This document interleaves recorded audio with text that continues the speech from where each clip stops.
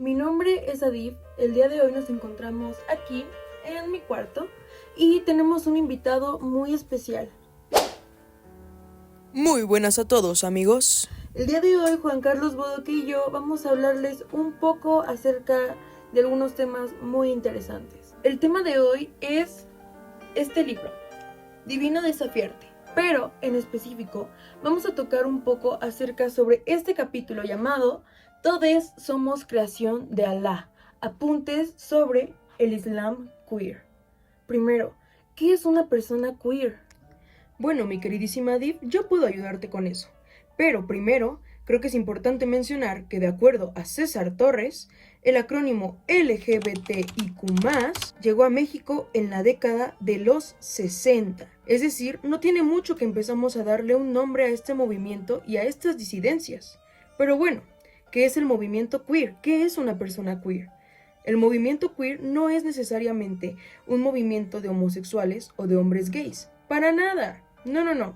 Es más bien un movimiento de disidencias de género y sexualidades que resisten frente a las normas que impone esta sociedad heteronormada y dominante. Así es, Juan Carlos Bodoque.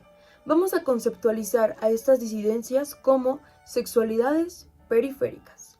Las sexualidades periféricas, en este caso, son aquellas que traspasan esa frontera de la sexualidad que está socialmente aceptada. ¿Cuál es?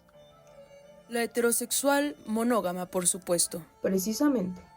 Antes de continuar, hay que hacer una pequeña pausa para mencionar algo muy importante. Vamos a estar manejando dos términos que, aunque son muy parecidos, en realidad no significan lo mismo. Tenemos queer y queer. Pero, ¿cuál es la diferencia? Bueno, en nuestro texto, el autor nos explica que el término queer en realidad tiene un contexto hegemónico racializado estadounidense. Y también no hay como tal una traducción para el término queer. Entonces, en árabe, ¿cómo podemos decir queer? En árabe no existe algún concepto que como tal visibilice o dé nombre a estas sexualidades periféricas. De hecho, la inclusión de palabras como gay es muy reciente. Pero, ¿qué podemos hacer para nombrarlas y visibilizarlas?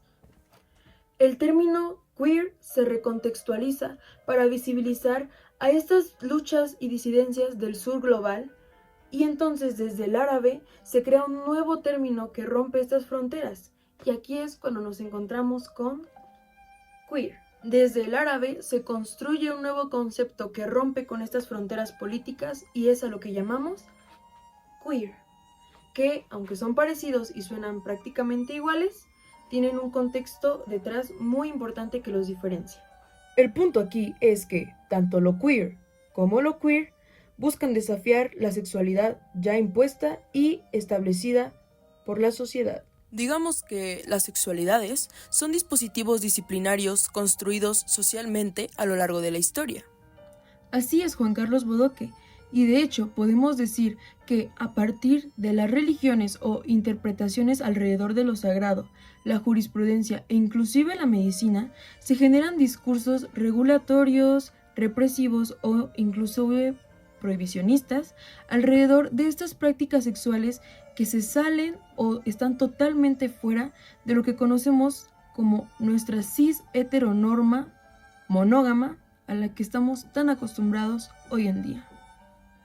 Ahora, según algunas entrevistas que vienen a nuestro texto, podemos concluir y mencionar algo muy importante, y es que para la mayoría de las personas existe o está establecido un binarismo de género.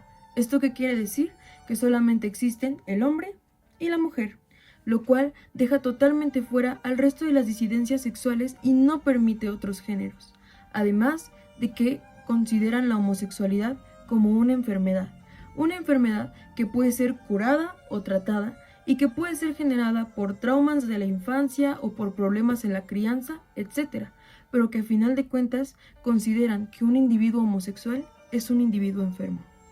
Para darle continuidad a esto, primero vamos a introducir un nuevo concepto en nuestro tema, el cual es colonialidad. Verán, las naciones de Asia y África son las más riesgosas para las diversidades sexuales, y a favor de las colectividades del LGBTIQ+, son en su mayoría parte del sistema mundo europeo, euro-norteamericano, que también es capitalista, patriarcal, colonial y, claro, heterosexual. La comparación de estos discursos ha fomentado la idea de que la homosexualidad viene de Occidente. Y bueno, discursos patrióticos racializados a partir de la idea de terrorismo han puesto en contraposición al Islam como homófobo, misógino y opresivo frente a las diversidades sexogenéricas. Estas ideas han difundido la islamofobia generalizada alrededor del mundo. El género y la sexualidad funcionan como dispositivos de control en este sistema colonialista. No solamente permiten, sino también reproducen estas relaciones de dominación territorial y epistémica. Ahora, llegando al clímax de nuestro texto, se menciona que en realidad a lo largo de la historia islámica, la homosexualidad era una práctica permitida y no estaba mal vista. Es a raíz de estos procesos de colonialidad que se invisibilizan estas identidades de género y orientaciones sexuales que se salen de la heteronorma, y al contrario, se reproduce esta visión binaria, cis heterosexual, monógama, a la que todos estamos tan acostumbrados. Bien dicho, mi queridísima Adib, la historia islámica tiene presencia de homoerotismo en su literatura e inclusive en sus poesías. Pero bueno, la conformación de este término género es construido a partir de la colonialidad y se reproduce a partir de prácticas, discursos, creencias, saberes e instituciones que naturalizan las desigualdades. Así es, Juan Carlos Bodoque. De hecho, nuestro autor menciona que es necesario decolonizar el ser, el género y la sexualidad porque estas estructuras muestran a mujeres y a personas de la diversidad sexual como inferiores y se les niega la contemporaneidad. Y ya que estas estructuras también subyugan a la mujer, hablemos de mujeres en el Islam. Originalmente, el Islam es igualitario, es decir, no hay una diferencia entre hombres y mujeres. Y según Dugni en 2017, en el Islam, Dios no es padre, Dios es el creador. No tiene género ni número, no ha engendrado ni ha sido engendrado. Es el profeta del cristianismo, no su hijo. Y todo esto aleja al Islam de este concepto y estructura patriarcal. Además, algo muy interesante es que Alá, la palabra que hace referencia a la divinidad islámica, en realidad no tiene género. Es decir, Alá no se refiere necesariamente a un hombre o a una mujer. Con esto, la doctora feminista islámica Asma Lamravet propone que se relea el Corán, pero esta vez desde un punto de vista femenino, pues concluye que este texto ha sido leído bajo el punto de vista de los varones. Los análisis que se han hecho a partir de la hermenéutica han señalado que en realidad en el Corán no se encuentra nada que legitime el maltrato hacia las mujeres, la imposición del uso del hijab o la prohibición de las relaciones homoeróticas o homosexuales.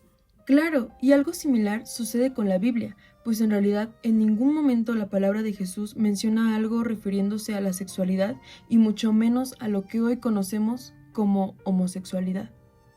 El sistema binario hombre y mujer es producto de sistemas religiosos que legitiman y reproducen por medio de estereotipos estas diferencias y comportamientos socialmente compartidos y reproducidos alrededor de lo que conocemos como femenino y masculino.